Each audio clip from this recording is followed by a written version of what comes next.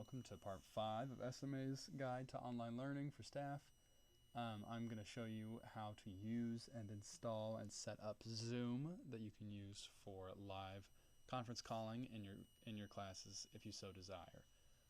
This one would be a little bit tricky to show an actual example with students. I do plan to use this for my computer science class and possibly also my calculus class. So I will be using it. I will be able to answer questions about it if you have them. The Zoom software should push out to everyone's computers automatically. I set it up to do that. You could always run into a snag. Just in case, I also placed it in self-service. So if you go to the self-service application, which can be found in the applications folder in Finder, then you should be able to find in there Zoom probably right towards the end. It looks like it's not showing up for me because I have already installed it. If it's not there for you, then you just let me know and I'll make sure that you get Zoom on your computer. I can either go to the applications folder, open Launchpad, and find zoom.us. I'm going to sign in first and foremost.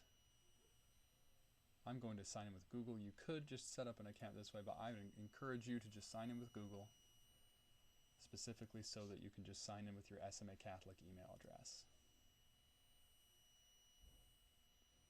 I have not created an account yet, so I'm going to create an account. Great. I'm going to open Zoom. I want to make a new meeting. So I'm going to click New Meeting. Now it needs to access the camera. So of course I'm going to give it permission. And here I am. I also want computer audio. So I'm going to give it permission to do that. Okay, now I need to invite people. So I'm going to click Invite. Oh, and look at all these other people who are already using Zoom. My meeting password is 602870. So I have on my personal laptop over here, which is also MacBook, conveniently enough. I have Zoom open. I'm going to join a meeting there as well. So I'm going to click Join over there, which you can kind of see. It asks for my meeting ID or personal link name. Okay, so I'm going to type in this number that's right at the top of my screen. It says 939-819-624. So I've typed that in over here where it says meeting ID or personal link name. I'm going to click Join. Now it's asking for the password, which is that 602870. So I'm having 602870 and click Join. It's connecting over here. It's also asking for my permission to access the camera, and it looks like I am live.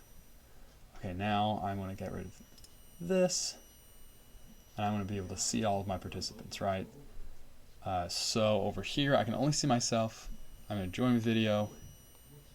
It's connecting, and now on my screen, I wanted to include what it might look like from the other side rather than making a new meeting, how to join a meeting. So in my Zoom window here, I'm going to click on Join, and then on this meeting ID or personal link name, if you don't invite your students, you can post the Zoom meeting ID and then share that with them. And now you would have shared this with your students, the join code and the password.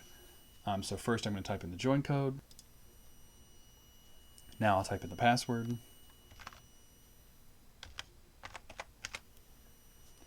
Now I'll click join. And then here we are. I'm going to click join with video. This would be essentially from the student side. Join computer audio. And then here we are. Alternatively, I could invite the user. So on the host computer, I'll show you. I'll just start a new meeting. Here we are. I can go to join computer audio. I want to invite. You can see I have all sorts of options here. So I might click on Kevin Page, and then I would click invite, and he would receive an email. These are in my contacts. If you have someone who isn't in your contacts, I go to email.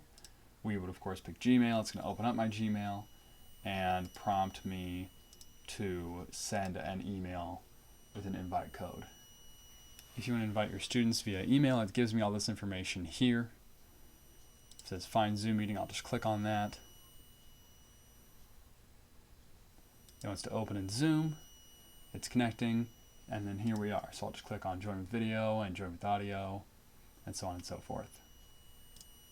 I just wanted to quickly share that we wanted to encourage you to take advantage of the record feature, which you can see right here in Zoom. This will record your camera as well as all of your students' cameras. This is to protect you as well as your students in case of any inappropriate conduct or behavior or language or any kind of behavioral situation that might occur during a Zoom conference call. Having a recording on your end will protect you, protect the students, and so on and so forth. So we definitely want to strongly encourage you to do that. You can reach out to Jody with any questions about that, or anyone in our administration team. In terms of actually recording, just simply click the record button. It will start recording. I would like to record with audio, so I'm going to click join audio. I'm going to use my computer audio. Here I'm using the computer audio, and then that will record. You can even see a little recording button, and it'll save on my computer, and it'll ask me where you want to save whenever I'm done with the conference call. So in fact, let's just do that all together. I'm going to end the meeting. I do an end meeting for all. And now it's converting meeting and recording. It might take just a moment.